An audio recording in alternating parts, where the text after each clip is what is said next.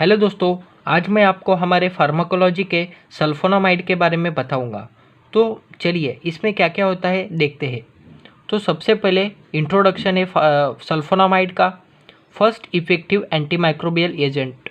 ये क्या है? Effective antimicrobial agent. तो सल्फोनामाइड एंटीमाइक्रोबियल एजेंट के तौर पर यूज़ होता है। उसके बाद में क्या है? Mainly use in the bacterial infection. अगर इन्फेक्शन होता है बैक्टीरिया की वजह से तो उस कंडीशन में सल्फोनामाइड का यूज़ होता है। It is a structurally similar to the para amino benzoic acid. ये क्या है? स्ट्रक्चरली क्या है? सिमिलर है किससे? पैरा अमाइनो बेंजोइक एसिड से। ये उसका स्ट्रक्चर है। उसके बाद में हम देखेंगे क्लासिफिकेशन। तो क्लासिफिकेशन ऑफ द सल्फोनामाइड में क्या होता है? 3 कैटेगरी होती है। सबसे पहले सिस्टमेटिक एक्टिंग एजेंट, उसके बाद में local acting agent and the third is the others. उसके बाद में सिस्टमेटिक में भी 3 तरीके से कैटेगराइज किया जाता है दोस्तों। तो क्या है? शॉर्ट एक्टिंग सल्फा डायाजाइन, इसका एग्जांपल क्या है? Sulfadiazine. और इंटरमीडिएट एक्टिंग का एग्जांपल है सल्फा मिथोक्साजोल। उसके बाद में लॉन्ग एक्टिंग का एग्जांपल है सल्फा डॉक्सिन। लोकल एक्टिंग का एग्जांपल है sulfacetamide, silver sulfadiazine and the mafenide. उसके बाद में अदर्स में आता है सल्फा सैलाजाइन। ये क्या होता है? जो अदर्स होते हैं act both locally and the systematically. ये क्या करते हैं? लोकली भी एक्ट होते हैं और क्या होते हैं? सिस्टमेटिकली भी एक्ट होते हैं। इसको याद कैसे रखोगे दोस्तों? देखो इसमें क्या आ रहा है, इसमें ऑक्सा आ रहा है। ऑक्सा, ऑक्सी, डाई, मतलब क्या? एक ऑक्सा था और एक ऑक्सी थी। मतलब ऑक्स यानी कि बैल और ऑक्सी यानी कि वो फीमेल बैल। ऐसे याद रखो, कुछ ऐसे नहीं होता लेकिन याद रखने के लिए क्या? ऑक्सा, ऑक्सी, डाई। डाई यानी कि मर गए। ऑक्सा, ऑक्सी, डाई। तो डाई है यहाँ पर सल्फा डायाजाइन, ऑक्सा है सल्फा मिथोक्साजोल और ऑक्सी है यहाँ पे सल्फा डॉक्सिन। ऐसे कुछ आप याद रख सकते हो। अगर याद नहीं रखना तो आप सीधे के सीधा रट लीजिए इसको। उसके बाद में लोकल एक्टिंग एजेंट, इसको कैसे याद रखोगे? देखो हमारे सल्फोनामाइड में क्या है? अमाइड है। तो अमाइड यहाँ पर देखो अमाइड है तो क्या है? सल्फा सिटामाइड। और आईडीए भी है ना, तो इससे क्या आएगा? मैफेनाइड। ए याद रखो आप, सिल्वर सल्फा डायाजाइन, ए इजी है। उसके बाद में यहाँ पर ऑदर्स में क्या आ जाएगा? साला आ जाएगा। साला यानी कि क्या? सल्फा सैलाजाइन। तो ये था पूरा क्लासिफिकेशन दोस्तों। उसके बाद में हम देखेंगे उसका मैकेनिज्म ऑफ एक्शन। तो मैकेनिज्म ऑफ एक्शन में क्या होता है? बैक्टीरिया के बॉडी में सबसे पहले क्या होता है? पीएबी और टेरिडीन। क्या होता है? पीएबी एंड द टेरिडीन ये एक साथ मिलकर क्या बनाते हैं? डाइहाइड्रोफोलिक एसिड। और इसको कौन सा एंजाइम हेल्प करता है? Folate synthetase. क्या करता है? Folate synthetase. उसके बाद में डाइहाइड्रोफोलिक एसिड से सीधा क्या मिलता है? Tetrahydrofolic acid. ये बैक्टीरिया के अंदर होता है सारा। तो पीएबीए से डाइहाइड्रोफोलिक एसिड, डाइहाइड्रोफोलिक से टेट्राहाइड्रोफोलिक एसिड। और इससे क्या मिलता है? बाद में फिर बैक्टीरिया में डीएनए बनते हैं।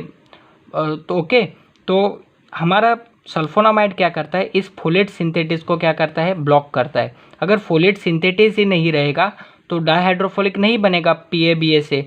तो क्या होता है? ब्लॉक हुआ ना यहाँ पर, तो आगे जो हमारा डीएनए बन रहा था बैक्टीरिया के अंदर, वो रिक्वायरमेंट है रेप्लिकेशन ऑफ द डीएनए के लिए, वो यहाँ पर नहीं मिलेगा। तो हमारा सल्फोनामाइड फोलेट सिंथेटिस को क्या कर रहा है? इनिबिट कर रहा है। फोलेट सिंथेटिस को क्या कर रहा है? इनिबिट कर रहा है। और उससे फॉलिक एसिड बैक्टीरिया के अंदर नहीं मिल रहा, इसलिए वो बैक्टीरिया की ग्रोथ क्या हो जाएगी? नहीं होगी दोस्तों। उसके बाद में बैक्टीरियल रेजिस्टेंस देखते हैं।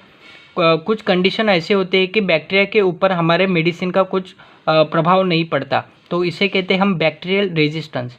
तो क्या होता है? Most bacteria have develop resistance due to, क्यों डेवलप करते हैं resistance? Decrease affinity of the folate synthetase for the drug. अभी देखो ये फोलेट सिंथेटेज है और ये सल्फोनामाइड है। ये सल्फोनामाइड क्या करता है? इसको फोलेट सिंथेटेज को इनिबिट करता है। तो क्या होता है? कुछ कंडीशन में जो फोलेट सिंथेटेज होते हैं वो सल्फोनामाइड को मतलब जल्द एफिनिट नहीं होते, यानी कि उसके ऊपर ज़्यादा अट्रैक्टिव नहीं होते, यानी कि चुरा चुरा के काम करते हैं ऐसे कुछ। तभी क्या होता है? जो उनके अंदर एफिनिटी होती है किसके तरफ से? फोलेट सिंथेटिस की ओर से। और एफिनिटी जो होती है वो क्या होती है? डिक्रीज होती है दोस्तों। उसके बाद में हम देखेंगे development of the alternative metabolic pathway of the folate synthetase. तो क्या करता है, कुछ बैक्टीरिया होते हैं वो क्या करते हैं, अल्टरनेटिव पाथवे बनाते हैं जैसे कि उनका फोलेट सिंथेसिस हो जाए। तो इसलिए वो क्या करते हैं, अल्टरनेटिव मेटाबॉलिक पाथवे, जो पाथवे जो अभी है, जो हमें पाथवे देख रहे हैं, ये किसका है, ये क्या है, फोलेट सिंथेटिस का ये पाथवे है। PABS से डाइहाइड्रोफोलिक एसिड, डाइहाइड्रोफोलिक से टेट्राहाइड्रोफोलिक एसिड। तो उसके बाद में क्या मिलता है, फोलिक एसिड, और उससे DNA वगैरह उनका तैयार हो जाता है। लेकिन यहाँ पर हमारा सल्फोनामाइड फोलेट सिंथेटिस को ब्लॉक कर रहा है, इसलिए फोलिक एसिड का सिंथेसिस नहीं होगा। लेकिन कुछ बैक्टीरिया होते हैं वो क्या करते हैं, जो मेटाबॉलिज्म का ये पाथवे था वो क्या करते हैं, चेंज करते हैं। Efflux of the drug by bacteria. तो इफ्लेक्स ऑफ द ड्रग का मतलब क्या है, मीनिंग देखिए, बैक्टीरिया के अंदर कुछ अनवांटेड मटेरियल सब्सटेंस चले गए तो बैक्टीरिया की एबिलिटी होती है कि उसे डिटॉक्सिफाई करे। तो कुछ बैक्टीरिया ज़्यादा पावरफुल होने की वजह से सल्फोनामाइड को क्या करते हैं, डिटॉक्सिफाई, जो टॉक्सिक मटेरियल है वो बाहर की ओर फेंक देते हैं। इसे कहते हैं efflux of the drug by bacteria. उसके बाद में हम देखेंगे फार्माकोकाइनेटिक्स। तो फार्माकोकाइनेटिक्स में आता है जो हमारा सल्फोनामाइड है वो अब्जॉर्ब होता है गट में, हमारे गट में क्या होता है, अब्जॉर्ब होता है जल्दी। उसके बाद में ये क्या करता है, प्लाज्मा प्रोटीन से बाइंड भी होता है, मेनली अल्ब्यूमिन से क्या होता है, बाइंड होता है। उसके बाद में क्या, distributed in all tissue including the CSF। तो हर एक टिश्यू में क्या होता है, डिस्ट्रीब्यूट होता है इंक्लूडिंग CSF ऑल्सो। ओके, उसके बाद में metabolic in the liver by the acetylation. इसका मेटाबोलाइज किधर हो जाता है, लिवर में हो जाता है, और उस स्टेप का नाम क्या है, एसिटाइलेशन। उसके बाद में हम हमारे सल्फोनामाइड के एडवर्स इफेक्ट देखेंगे। तो क्या होता है, crystalluria, hematuria, obstruction of to the urinary tract. तो क्या बनता है, क्रिस्टल यूरिया, यानी कि सल्फोनामाइड के क्या बन जाते हैं, क्रिस्टल बन जाते हैं हमारे यूरिया में। तो क्या होता है, obstruction to the urinary tract, इसे क्या कहते हैं हम, दूसरा नाम है हिमेटोरिया या क्रिस्टल यूरिया। उसके बाद हम देखेंगे हाइपर सेंसिटिविटी रिएक्शन। तो क्या क्या हो सकता है, स्किन रैशेस हो सकते हैं, इचिंग हो सकता है, स्टीवन जॉनसन सिंड्रोम, ये काफ़ी इंपॉर्टेंट है, ये याद रखो दोस्तों। उसके बाद में हेमोलाइटिक एनीमिया भी हो सकता है, ग्लूकोज 6 फॉस्फेट डिहाइड्रोजनेस डिफिशियंसी जिसके अंदर है उसको क्या होगा, हिमोलाइटिक एनीमिया होगा दोस्तों। उसके बाद में क्या है, suppression of the bone marrow, ये देखिए हमने एडवर्स इफेक्ट। उसके बाद में ड्रग इंटरेक्शन देखते हैं। अगर हमने फूड वगैरह कुछ लिया है या दूसरे मेडिसिन लिए हैं तो सल्फोनामाइड उनके साथ क्या इंटरेक्शन कर सकता है।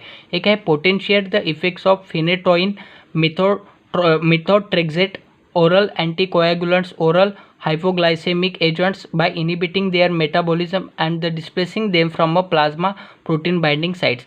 मान लो कि मैंने सल्फोनामाइड भी लिया है, लेकिन उससे भी पहले मैंने फिनेटोइन लिया है या मिथोट्रेक्सेट लिया है, एंटीकोएगुलेंट लिया है। तो जो हमारा जो सल्फोनामाइड है वो क्या करेगा, इन सब के जो फिनेटोइन, मिथोट्रेक्सेट, ये जो मेटाबॉलिज्म होता है उसको क्या करेगा, वो इनिबिट करेगा। कैसे, और क्या करेगा, ये जो प्लाज्मा प्रोटीन बाइंडिंग के साथ क्या होते हैं, बाइंड होते हैं। लेकिन मैं सल्फोनामाइड लेता हूँ तो क्या हो जाएगा, डिस्प्लेस हो जाएंगे, प्लाज्मा प्रोटीन से अलग हो जाएंगे। तो ड्रग इंटरेक्शन यहाँ पर दिखा सकते हैं।